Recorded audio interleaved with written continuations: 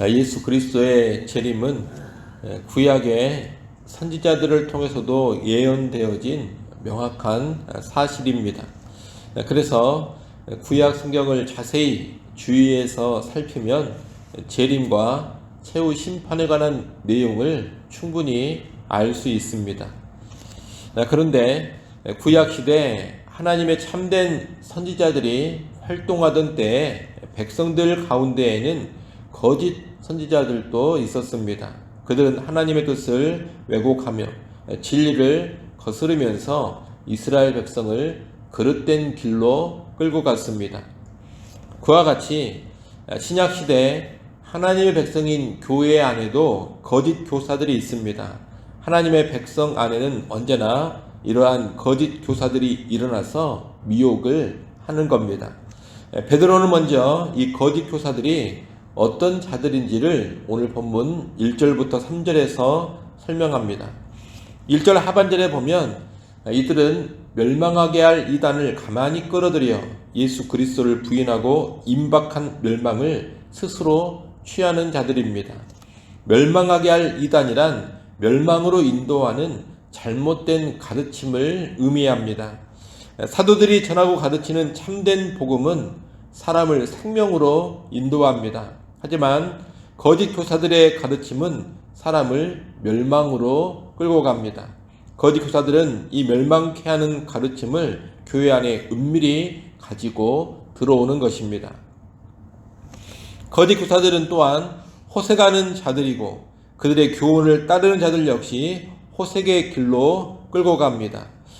호색이라는 것은 성적인 방탕, 성적 타락을 의미합니다.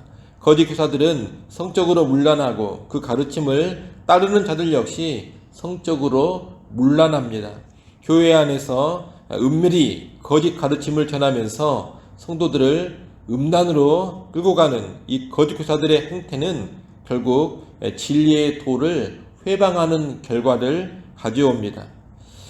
우리가 베드로후서 1장에서 봤던 것처럼 참된 복음은 사람을 반드시 거룩한 삶, 경건한 삶으로 이끌어갑니다. 신의 성품, 곧 거룩하신 하나님의 성품에 참여하게 만들어주는 것이 복음인 것입니다. 그런데 거짓 교사들은 교인들을 성적 타락으로 이끌어서 교회를 호색적인 집단으로 오해하게 만들어 버립니다. 이로 인해서 복음을 모욕하는 것입니다. 거짓 교사들은 또한 탐심이 가득한 자들입니다. 그들은 돈을 사랑하고 교인들을 통해서 경제적인 이득을 얻으려고 갖가지 말들을 지어냅니다. 때로는 허황된 복을 약속하기도 하고 때로는 공포심으로 협박하면서 돈을 뜯어내는 자들, 그들이 바로 거짓 교사들입니다. 그들은 탐심으로 가득 차서 돈을 위해서라면 하나님을 빙자하는 거짓말도 서슴없이 하는 그런 자들인 것입니다. 이렇게 1절부터 3절까지 말씀은 거짓 교사들의 세 가지 특징을 말해주고 있습니다. 그들은 멸망으로 이끄는 거짓된 가르침을 교회 안으로 은밀히 가지고 들어옵니다. 은밀하게 다른 가르침을 전하는 것, 이것이 거짓 교사의 첫 번째 특징입니다. 그들은 성적으로 부도덕합니다. 성적 타락, 이것이 거짓 교사들의 두 번째 특징입니다. 그들은 탐욕으로 가득 차서 돈을 추구합니다. 돈 사랑, 이것이 거짓 교사의 세 번째 특징입니다. 따라서 우리는 이 세 가지 특징을 기억하고 이런 모습을 보이는 자들을 경계해야 하겠습니다. 이전과는 다른 가르침, 교회가 옛부터 전해온 복음과 다른 복음을 가르치고 있다면 멀리해야 합니다. 또 성적으로 타락한 사람이라면 멀리해야 합니다. 그리고 돈에 집착하면서 지나치게 돈을 강조하고 요구하는 사람 역시 멀리해야 합니다. 이들은 거짓 교사들이고 성도들을 결코 생명과 풍성함으로 인도하지 않습니다. 오히려 멸망케 하고 피폐하게 만들어 버립니다. 이를 잘 기억하시고 언제나 거짓 교사들을 잘 분별하는 그런 지혜로 살아가시기를 바랍니다. 거짓 교사들의 모습을 쭉 설명한 베드로는 이어서 이 거짓 교사들은 반드시 심판받을 것을 말합니다. 3절 하반절 말씀을 한번 보십시오. 2장 3절 하반절에 보면 그들의 심판은 옛적부터 지체하지 아니하며 그들의 멸망은 잠들지 아니하느니라 이렇게 말씀합니다. 하나님께서 반드시 죄와 악을 심판하신다는 겁니다. 그 하나님은 거짓 교사들도 반드시 심판하실 겁니다. 그런데 거짓 교사들은 하나님의 심판을 비웃습니다. 자기들은 심판받지 않으리라 생각을 하는 겁니다. 또 우리가 얼핏 보기에도 이 거짓 교사들을 하나님께서 벌하시지 않는 것처럼 느껴지기도 합니다. 하지만 심판은 반드시 옵니다. 하나님은 공의로운 심판자이시기 때문입니다. 베드로는 거짓 교사들에 대한 심판이 분명히 있음을 말하기 위해서 과거에 하나님께서 행하셨던 심판의 몇 가지 예들을 이야기합니다. 본문 4절부터 8절에 그 예들이 나옵니다.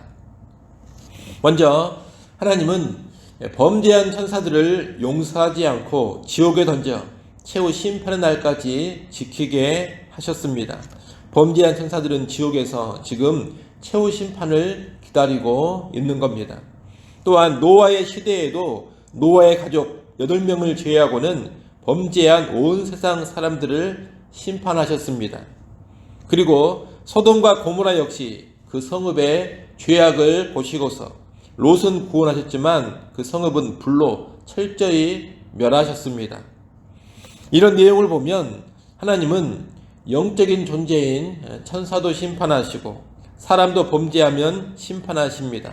이 죄에 대한 심판에는 천사도 사람도 예외가 없는 겁니다. 또한 현세와 내세에 심판하십니다. 내세에만 심판이 있는 것이 아닙니다. 현재적으로도 하나님은 심판을 하십니다. 하나님은 이 땅에서 물로 심판하셨고 불로 심판하셨습니다. 노아의 홍수는 현세에 물로 심판하신 것이고 소돔과 고모라는 현세에 불로 심판을 하신 겁니다. 이런 현세적인 심판만이 아니라 또한 최후 심판의 날에 최종적으로 불못에 던지는 것으로 심판을 하십니다. 이 하나님의 심판은 현세에도 있고 내세에도 있는 겁니다. 여러분, 하나님은 공의로운 심판자로서 의롭고 경건한 사람은 구원하시지만 악하고 불의한 자들은 반드시 심판을 하십니다. 9절 말씀이 그것을 말합니다. 우리 9절 말씀 같이 한번 읽어보겠습니다. 9절 함께 읽습니다. 주께서 경건한 자는 시험에서 건지실 줄 아시고 불의한 자는 형벌 아래에 두어 심판날까지 지키시며 아멘. 여러분, 하나님은 공의로운 심판자이십니다. 의롭고 경건한 사람, 이 사람은 구원하시지만 악하고 불의한 자들은 반드시 심판을 하십니다. 그러니 공의로운 심판자께서 결코 거짓 교사들을 가만히 두시지 않는 겁니다. 하나님은 거짓 교사들을 반드시 심판하십니다. 우리는 이것을 알고 결코 이 거짓 교사들과 함께하지 않아야 합니다.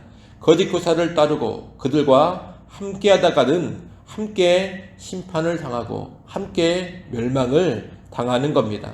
이를 아시고 거짓 교사들을 크게 경계하고 멀리해야 하겠습니다. 아울러 거짓 교사들만이 아니라 세상의 그릇된 풍조, 비진리도 주의하시기를 바랍니다. 이 세상에 악하고 불경건한 풍조 속에서 참된 진리를 따르며 경건하게 살아가는 것은 결코 쉽지 않습니다. 그런 사람들은 언제나 소수이고 세상에서 소외당하고 박해를 받곤 합니다. 마치 홍수 때 노아와 노아의 가족과도 같고 소돔성 안에 롯과도 같은 겁니다. 하지만 하나님은 소수의 경건한 자들을 주목하시며 그들을 시험에서 건지시고 구원하십니다. 반면에 불의하고 불경건한 자들은 심판하십니다. 이 또한 하시고 타락한 세상, 비진리가 만연한 세상 속에서 오직 진리의 말씀을 따라서 순전한 복음을 따라서 경건한 삶으로 거룩한 삶으로 나아가는 우리 모두가 될 수 있기를 간절히 소원합니다. 기도하겠습니다. 하나님 아버지, 이 땅을 살아갈 때 거짓 교사들을 잘 분별하고 경계하게 하여 주시옵소서. 은밀하게 거짓된 가르침을 가르치고 성적으로 타락하고 돈을 사랑하는 것이 거짓 교사들의 특징이라는 것을 마음 깊이 새겨서 그러한 자들을 멀리하게 하여 주옵소서. 결국 그들과 함께하지 않게 하여 주옵소서. 그들에게 반드시 하나님의 심판이 임한다라는 것을 알고 그들을 가까이 하지 않는 지혜자들 다 되게 하여 주옵소서. 또 아버지 하나님, 거짓된 교훈과 비진리가 이 세상 가운데 가득합니다. 세상을 살아갈 때 거짓 교훈과 비진리의 풍조를 따르며 불경건하게 살지 않게 하시고 오직 진리의 말씀, 복음의 말씀을 따라서 거룩하고 경건하게 살게 하여 주시옵소서. 하나님, 또 이 시간 우리를 깨워주시고 기도하는 자리로 불러주셔서 감사합니다. 우리의 모든 형편과 상황 속에서 염려를 다 내려놓게 하시고 오직 감사함으로 구할 것을 구하게 하여 주옵소서. 기도하는 이 시간을 통하여서 하늘의 평안을 누리게 하시고 하나님의 도우심을 힘있게 하여 주시옵소서. 예수님의 이름으로 기도드리옵나이다. 아멘.